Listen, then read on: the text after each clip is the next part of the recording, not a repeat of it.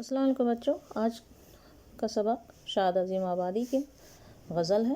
پہلے ہم غزل پڑھنے سے پہلے اور اس کی تشریح پڑھنے سے پہلے ہم شاعر کے بارے میں پڑھیں گے۔ بچوں، یہ آپ کے 50 مارکس کے جو اردو کمپوزیشن ہوتے ہیں، یہ سائنس کے بچے ہوں یا آرٹس کے یا کامرس کے، سبھی کے لیے یہ ویڈیو فائدہ مند ثابت ہوگا۔ اردو کمپوزیشن جو 50 مارکس کے ہوتے ہیں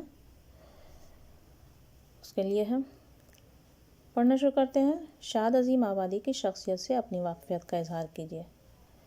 نام سید علی محمد، تخلص شاد اور خان بہادر خطاب تھا۔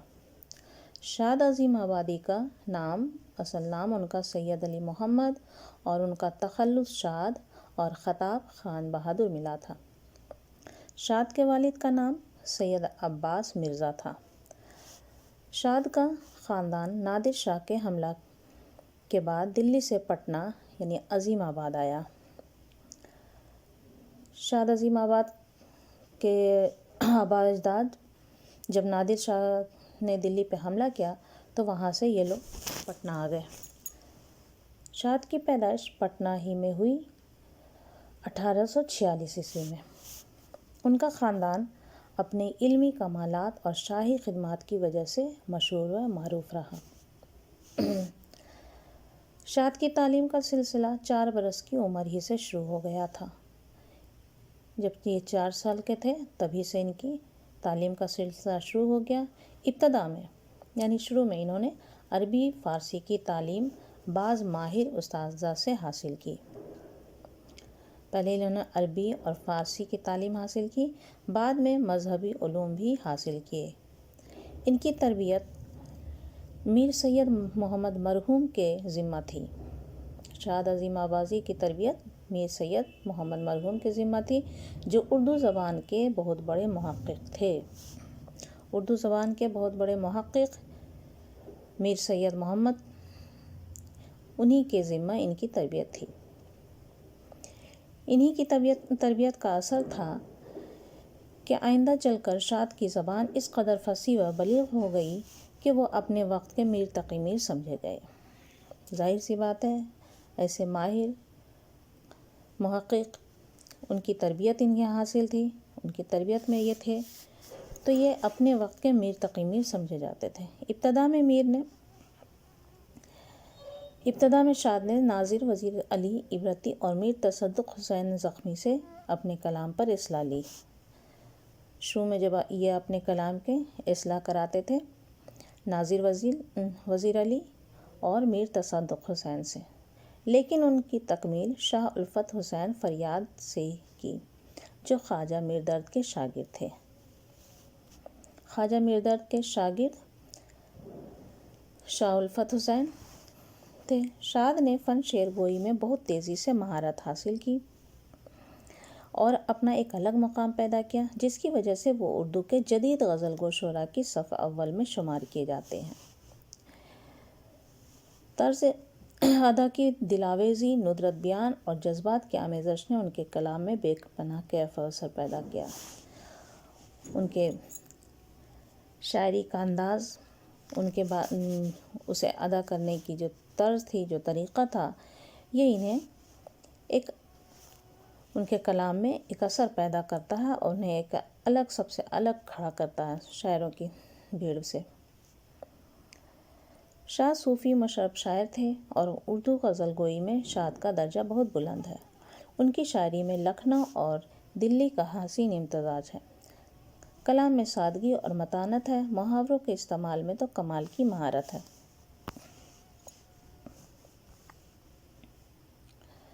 کلیم الدین احمد جیسے ناقد نے میر غالب اور شاد عظیم آبادی کو اردو غزل کے کائنات کی حیثیت قرار دیا ہے۔ یہ تھے شاد عظیم آبادی، ان کے بارے میں، ان کی شخصیت کے بارے میں پڑھا۔ بچوں، شاد عظیم آبادی کے بارے میں جو یہ بتایا، اسے آپ اچھی طرح پڑھ لیں اور اچھی طرح سمجھیں۔ اسے کہیں سے بھی کسی طرح سے بھی کوشچن پوچھا جائے گا، کوئی آبجیکٹیو کوشچن ہو، مختصر سوالات ہوں، کوئی بھی معروضی مختصر کوئی بھی سوالات ہوں، تب اس سے آپ اچھی طرح اس کا آنسر دے سکیں گے۔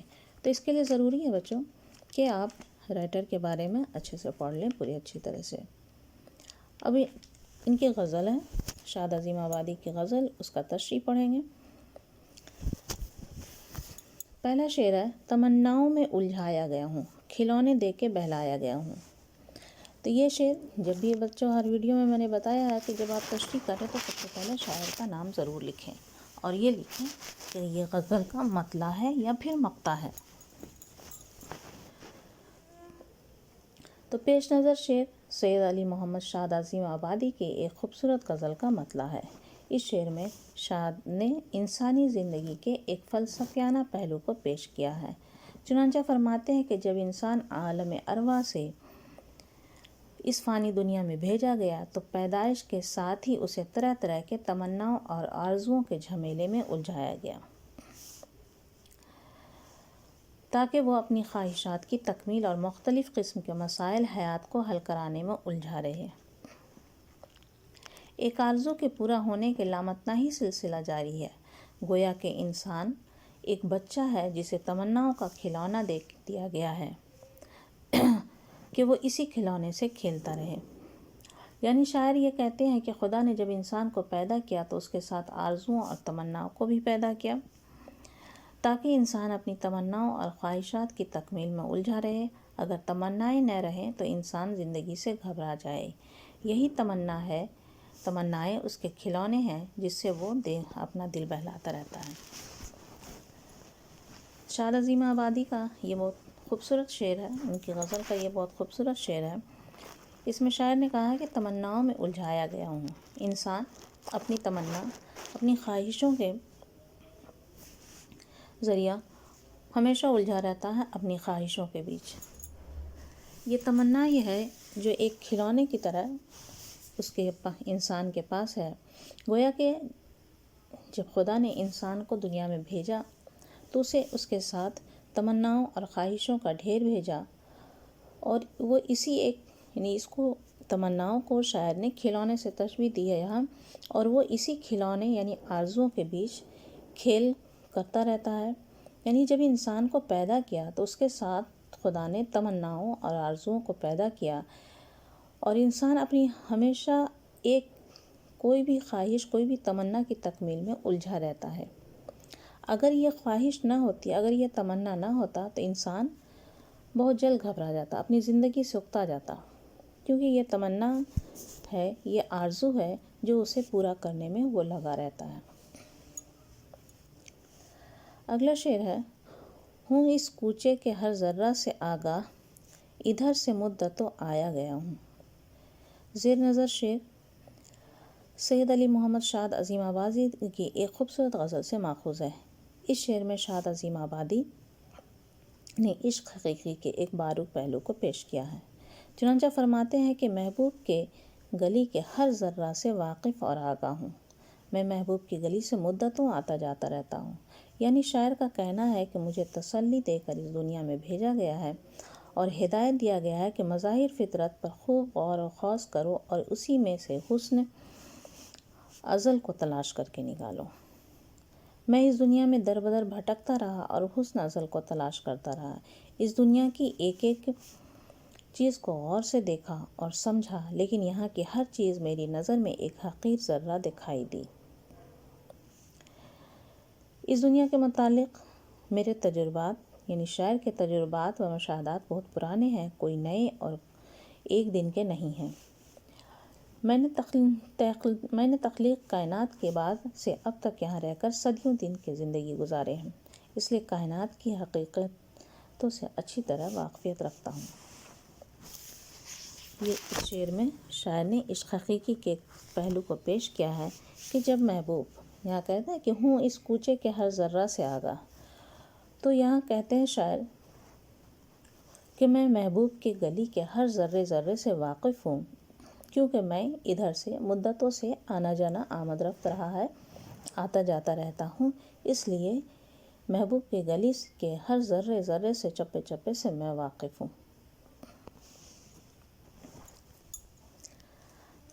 اگلا شعر ہے، دل مستر سے پوچھ اے رونق بز، میں خود آیا نہیں لایا گیا ہوں۔ یہ نظر پیش نظر شاد عظیم آبادی کی سرزمین کے مشہور شاعر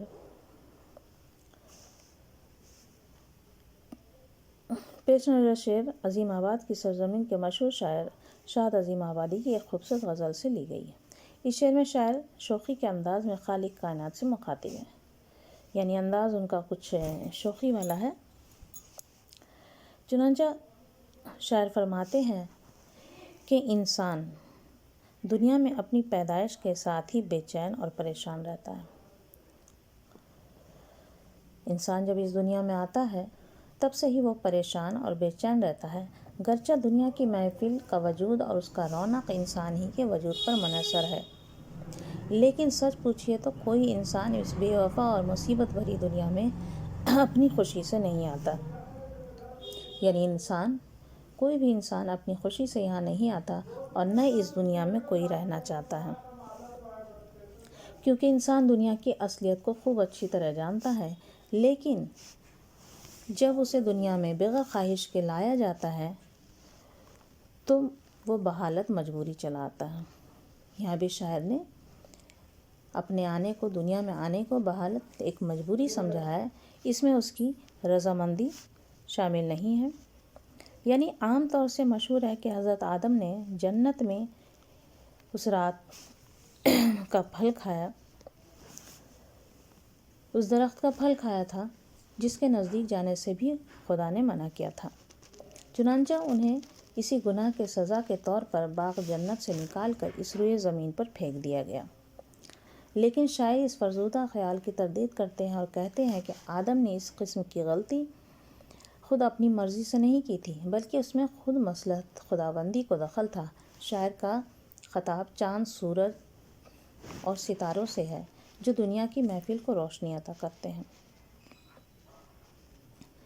وہ کہتے ہیں کہ اے چاند ستارہ، تمہارے سینے میں بھی ایک دھڑکتا ہوا دل ہے، تم خود اپنے سینے پر ہاتھ رکھ کر سوچو، تمہیں اس بات کی گواہی دینی ہوگی کہ میں گناہ پر خود آمادہ نہیں ہوا تھا، بلکہ خدا ہی نے مجھے گناہ کی ترغیب دی تھی تاکہ مجھے اس زمین پر بھٹکنے کا بہانہ مل جائے۔ اگر ایسا نہیں ہوتا تو شاید اس دنیا کا وجود بے معنی ہو کر رہ جاتا، چنانچہ میں یہاں خود آیا نہیں بلکہ مصلحت خداوندی مجھے یہاں لائی ہے۔ اس شعر میں شاعر انسان جب دنیا میں آیا تو انسان کے اس دنیا میں آنے کو بھی ایک مصلحت خداوندی کہا ہے، کیونکہ یہاں شاعر کا یہاں یہ ماننا ہے کہ جو کچھ ہوتا ہے وہ خدا کے حکم کے بغیر نہیں ہوتا، ہر کام خدا کے حکم کے مطابق ہوتا ہے۔ تو چونکہ خدا نے یہ دنیا بنایا انسان کے رہنے کے لیے، انسان کی آزمائش کے لیے، تو سب کچھ پتہ تھا، تو اس قسم کی غلطی جو انسان کیا ہے یا آدم کیے، تو اس میں بھی ایک خدا نے گناہ کی ترغیب دی تاکہ آدم ایسا گناہ کرے اور وہ اس سرزمین پر آئے، بھٹکے، اور یہ دنیا پھر دھیرے دھیرے آباد ہو۔ تو اس میں شاعر کہتے ہیں کہ ہم انسان کی یہاں پر کوئی غلطی نہیں، بلکہ اس میں تو مصلحت خداوندی تھے۔ اگلا شعر ہے، نہ تھا میں منعقد اعجاز میں کا، بڑی مشکل سے منوایا گیا ہوں۔ زیر نظر شعر شاد عظیم آبادی کی ایک خوبصورت غزل سے ماخوذ ہے۔ اس شعر میں شاعر نے شراب معرفت کا ایک باریک نقطہ پیش کیا ہے۔ چنانچہ فرماتے ہیں کہ پہلے میں شراب عشق کے اعجاز کا عقیدہ نہیں رکھتا تھا، لیکن مجھے زبردستی اس کا نقد بنوایا گیا اور بڑی مشکل سے میں اس معجزہ کا قابل ہوا ہوں۔ واقعہ یہ ہے کہ شراب عشق عجیب مستی پیدا کرنے والی شے ہے کہ اس کا متوالا کبھی ہوشیار نہیں ہوتا، یعنی شراب عشق سے قبل انسان لذت گناہ سے واقف نہیں تھا، لیکن اس کے خلاف سازش کا ایک جال پھیلایا گیا اور اسے گناہ کی ترغیب دی گئی۔ اس طرح بمشکل تمام اس نے گندم خوری کا جرم کیا، اور یہ بات ہے کہ اس کا یہ جرم دنیا کی ترقی کا باعث بن گیا۔ اب وہی انسان شعور کے نشے میں چور ترقی کے منازل طے کر رہا ہے، اس مضمون کو ایک شاعر نے یوں بیان کیا ہے: ایک لغزش میں سج گئی دنیا، کیا مقدس گناہ آدم تھا۔ اس شعر میں بھی شاعر نے اس کے پہلے شعر میں جو آپ نے پڑھا کہ اس میں مصلحت خداوندی تھی جو آدم دنیا میں آئے، تو یہاں اس شعر میں شاعر نے یہ کہا ہے شراب عشق کے اعجاز کا عقیدہ نہیں رکھتا، اور یہ کہا ہے کہ شراب عشق میں ایک عجب سی مستی ہوتی ہے۔ یعنی شراب عشق سے قبل انسان لذت گناہ سے واقف نہیں تھا کہ گناہ کیا ہے، گناہ کا کیا لذت ہے، لیکن جب اس کے خلاف سازش کا ایک جال پھیلایا گیا اور اسے گناہ کی ترغیب دی گئی، آدم کے اندر گناہ کی ترغیب دی گئی، اور اس نے یہ گندم خوری جو آدم کو منع کیا گیا تھا گندم کھانے کے لیے، گیہوں کھانے کے لیے، تو شیطان کے بہکاوے میں آ کر انہوں نے یہ کام کیا اور وہ گندم کھایا۔ تو یہاں پر ایک گناہ ہوا، خدا کے حکم کے خلاف انہوں نے کیا۔ تو اس میں بھی شاعر کہتے ہیں کہ اب وہی انسان جو دنیا میں آ گیا اپنے ایک گناہ کے ایک غلطی کی وجہ کر، اور یہاں دنیا سج گئی، دنیا آباد ہو گئی، اور آج دنیا ترقی کے منازل کو طے کر رہا ہے، تو یہی انسان شعور کے نشے میں چور ترقی کے منزل کو طے کر رہا ہے۔ اگلا شعر ہے: کجا میں اور کجا اے شاد دنیا، کہاں سے کس جگہ لایا گیا ہوں۔ اس شعر میں شاعر نے اپنا تخلص استعمال کیا ہے، اس لیے یہ شعر مقطع رہے گا، اسے ہم مقطع کہیں گے۔ زیر نظر شعر شاد عظیم آبادی کی ایک خوبصورت غزل کا مقطع ہے۔ اس شعر میں شاد عظیم آبادی نے انسان کی حقیقت اور معنویت کو بیان کیا ہے۔ چنانچہ فرماتے ہیں کہ مجھ جیسے انسان کے لیے دنیا کوئی مناسب جگہ نہیں ہے۔ دنیا ایسی مکار اور عیار جگہ ہے کہ میں دنیا داری اور دنیا کے کام کے لیے بالکل بیکار ہوں۔ جس دنیا کو محنت، کوشش اور سعی و فہم کی ضرورت ہے، اس کے لیے مجھ جیسے بیکار آدمی کی کوئی ضرورت نہیں تھی۔ یعنی انسان اپنے روحانی عظمت کے لحاظ سے عرش کا باشندہ ہے، وہ فرش کا رہنے والا نہیں۔ اس کی تخلیق کا مقصد دنیا میں مستقل رہائش اختیار کرنا نہیں۔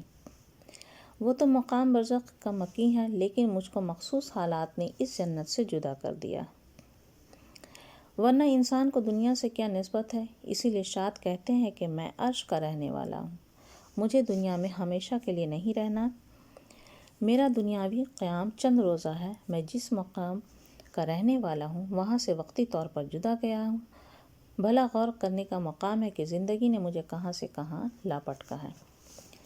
اس شعر میں شاعر کہتے ہیں انسان جو اس دنیا میں آیا ہے، یہاں ایسا لگتا ہے انسان کی فطرت دیکھ کر کہ وہ ہمیشہ یہیں کا رہے گا، لیکن جو حقیقت ہے اس کو بیان کیا شاعر نے کہ انسان کو ایک دن یہاں سے چلے جانا ہے، اور یہ اس کا ایک سرائے ہے، یہ دنیا ایک سرائے ہے جو فانی ہے، ایک دن ختم ہونے والی ہے۔ تو اس لیے شاعر انسان سے مخاطب ہے کہ یہاں انسان جو اس دنیا کی چکا چوند میں کھو کر رہ جاتا ہے اور اپنے آخری ٹھکانے اور ہمیشہ کی جہاں اس کی زندگی ہمیشہ رہنے والی ہے اس ٹھکانے کو بھول جاتا ہے کہ مجھے اس دنیا میں جانا ہے، وہ مقام برزخ کا مقیم ہے۔ یعنی یہ دنیا چند روزہ ہے، ایک نہ ایک دن اسے انسان کو یہاں سے جانا ہوگا، اور یہاں قیام چند روزہ ہے۔ تو شاعر کہتے ہیں کہ میں یہاں چند دن کا مہمان ہوں، جس مقام کا میں رہنے والا ہوں وہاں سے ہم تھوڑی دیر کے لیے وقتی طور پر جدا کیا گیا ہوں۔ ایک گندم کھانے کا گناہ ہوا اور انسان کو کچھ وقتی طور پر وہاں سے جدا کیا گیا ہے اس کے حقیقی گھر سے۔ اب کچھ آبجیکٹیو کوشچن ہے اس غزل سے۔ شاد کا تعلق کس دبستان سے ہے؟ جواب ہوں گے عظیم آباد۔ مثنوی کے مصنف کون ہیں؟ شاد عظیم آبادی۔ شاد کی ایک مثنوی بھی ہے، اس مثنوی کا کیا نام ہے؟ جواب ہوں گے مادر وطن۔ جس نظم میں کسی کی تعریف کی جائے اسے کیا کہتے ہیں؟ قصیدہ۔ جس نظم میں خدا سے دعا مانگی جائے اسے کیا کہتے ہیں؟ مناجات۔ جس نظم میں کسی کی وفات پر غم کا اظہار کیا جائے اسے کیا کہتے ہیں؟ مرثیہ۔ شاد کا پورا نام سید علی محمد۔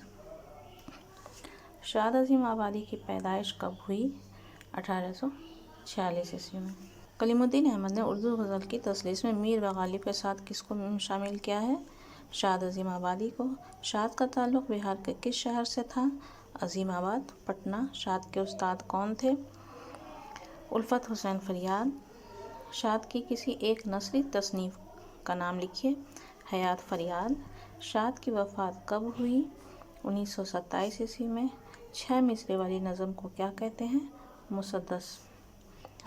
تو بچوں یہ تھے شاد عظیم آبادی کی غزل، اس کی تشریح، شاعر کے بارے میں پڑھے اور کچھ آبجیکٹیو کوشچن تھے۔ بچوں آپ سے گزارش ہے کہ ویڈیو کو اپنے دوستوں میں زیادہ سے زیادہ شیئر کریں اور لائک کریں اور سبسکرائب کرنا نہ بھولیں۔ انشاءاللہ آپ کے لیے ویڈیو فائدہ مند ثابت ہوگی۔ اگلی ویڈیو میں بچوں آپ سے پھر ملاقات ہوگی، تب تک کے لیے اللہ حافظ۔